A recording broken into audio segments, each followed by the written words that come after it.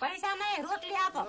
રોટલી આપે. છોકરાને સંદાસ લેવી નહીં ને રોટલી આપો, બીજું કઈ નહીં. બાલદાટી નથી કરતા હજામ અમારે. હા, અમારે બાલદાટી બધા હજામ કરીને બાલદાટી કરવા જાય ને તો કે અમે અપડાય છે. અમારે નાકે બંધો કર્યો છે ભંગ્યાન કામ નો. મંદિરમાં તો કોઈ જવા જ નથી દેતા.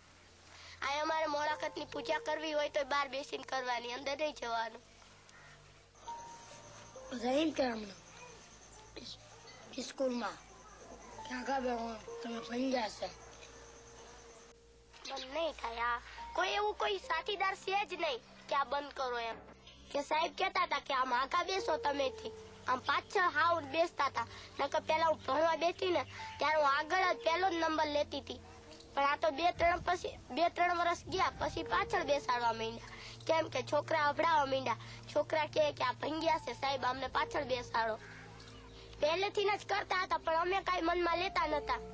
અમે કીધું હવે આ દરરોજ નું થઈ ગયું, હવે આવી રીતે કરશે તો ભણશું કેવી રીતે. એટલે પછી અમે છઠ્ઠામાં જયારે સમજૂતી પડી ત્યારે કીધું એટલે અમે ઉતરી ગયા. પછી ઘણું હતું કે નર્સ બનશું ને ડોક્ટર બનશું એવું બધું હતું, પણ શું બધું ભાંગી ગયું. એટલે પછી હવે ભણવાનું કઈ રહ્યું ને પછી શું બનવાનું કોઈ ખુલ્લો જ નતો ને. આમ ઘણું દુઃખ લાગે પણ શું થાય શી ખબર.